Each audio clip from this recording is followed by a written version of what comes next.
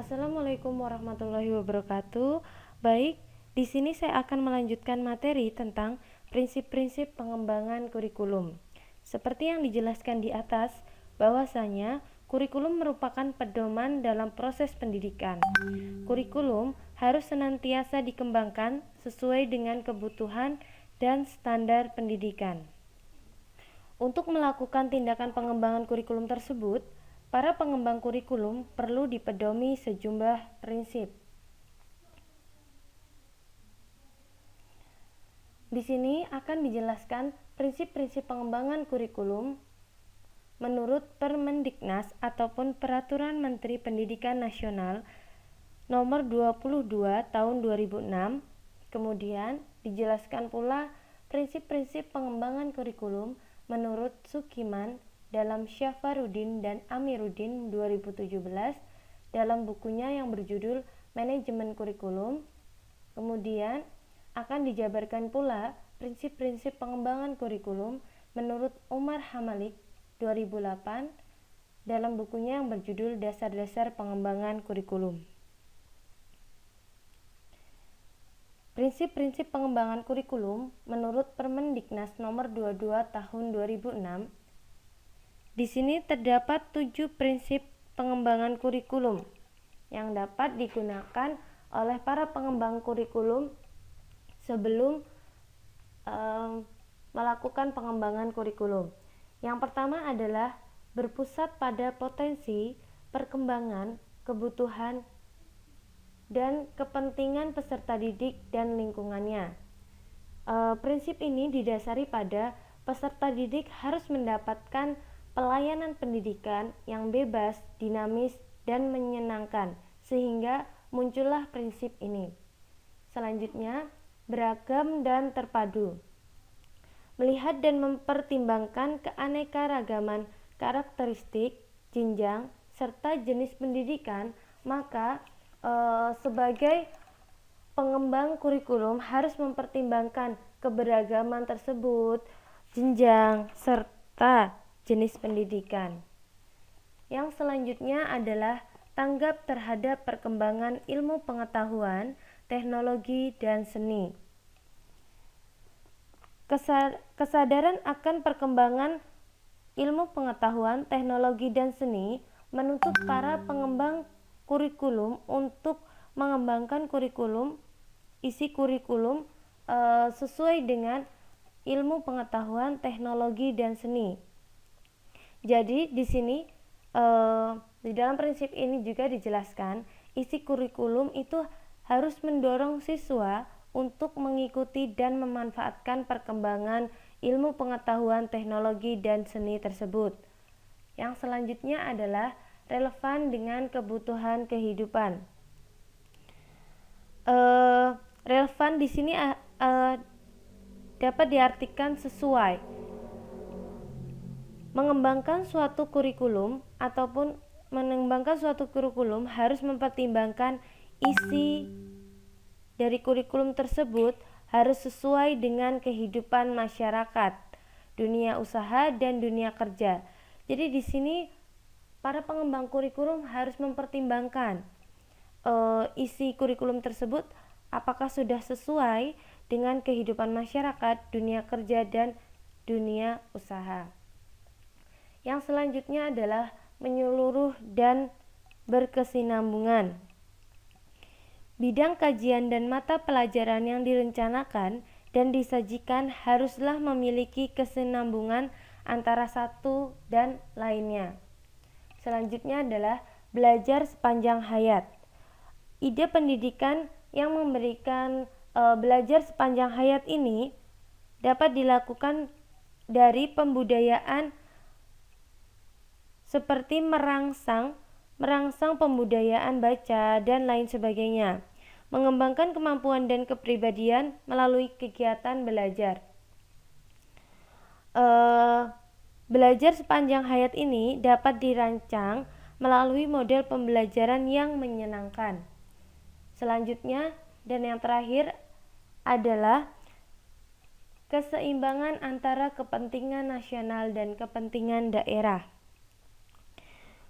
Pengembangan kurikulum itu harus mempertimbangkan kepentingan nasional dan daerah, namun harus sejalan dengan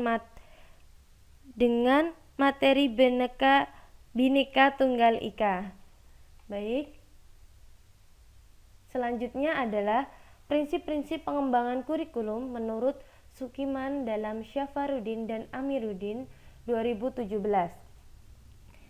Menurut Sukiman dan dalam Syafarudin dan Amiruddin 2017, terdapat 8 prinsip di dalam mengembangkan kurikulum. Yang pertama adalah prinsip berorientasi pada tujuan.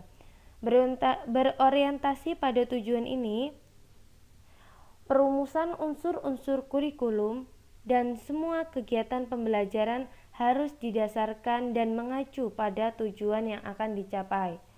Selanjutnya, prinsip relevansi. Prinsip relevansi atau kesesuaian di dalam pengembangan suatu kurikulum harus adanya hubungan ataupun kaitan kesesuaian antara unsur-unsur kurikulum dengan isi kurikulum dengan tuntutan serta kebutuhan hidup. Yang selanjutnya adalah prinsip efektivitas. Suatu kegiatan dikatakan efektif jika sejauh usaha tersebut mampu mendekati perencanaan yang ditentukan. Yang selanjutnya adalah prinsip efisiensi. Hasil yang dicapai dengan usaha yang dijalankan. Prinsip efisiensi di sini adalah usaha hasil yang dicapai sesuai dengan yang dikeluarkan. Dinyatakan efisien jika usaha tersebut hasil yang dicapai dengan usaha yang dijalankan sesuai yang dikeluarkan, dengan yang dikeluarkan.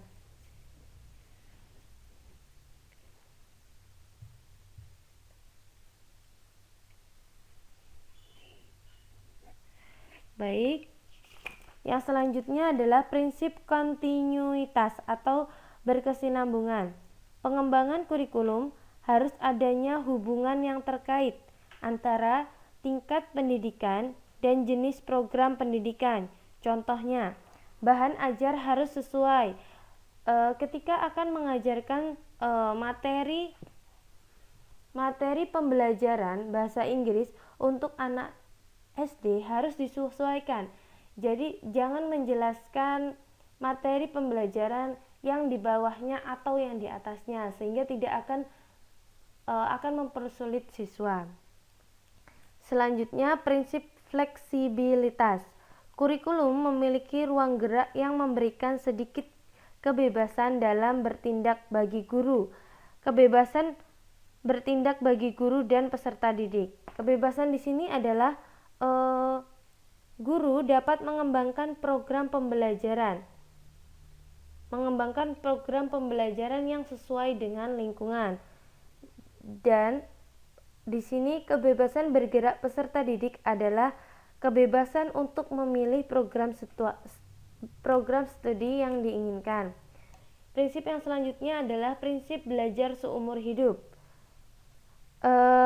Di sini pengembangan suatu kemampuan dan kepribadian melalui kegiatan belajar, dan pembudayaan belajar tersebut dapat dirancang seperti merangsang suatu pembudayaan budaya baca, seperti yang dijelaskan oleh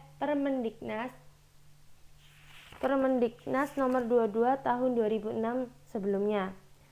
Yang selanjutnya, prinsip yang terakhir adalah prinsip sinkronisasi. Prinsip sinkronisasi di sini adalah suatu kurikulum harus searah dan sejajar dengan semua kegiatan. Baik. Yang terakhir adalah prinsip pengembangan kurikulum menurut Omar Hamlik tahun 2008. Di sini prinsip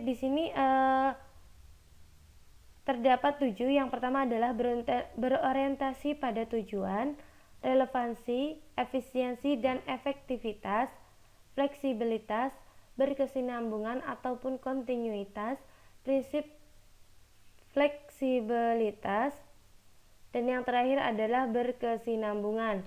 Jadi prinsip-prinsip yang dikatakan oleh Omar Hammelik tahun 2008 ini hampir serupa dengan prinsip-prinsip yang sudah saya jelaskan di depan menurut Permendiknas nomor 22 tahun 2006 dan menurut Sukiman dalam Syafarudin dan Amiruddin. Baik, mungkin itu saja yang dapat saya sampaikan. Terima kasih atas waktunya. Assalamualaikum warahmatullahi wabarakatuh.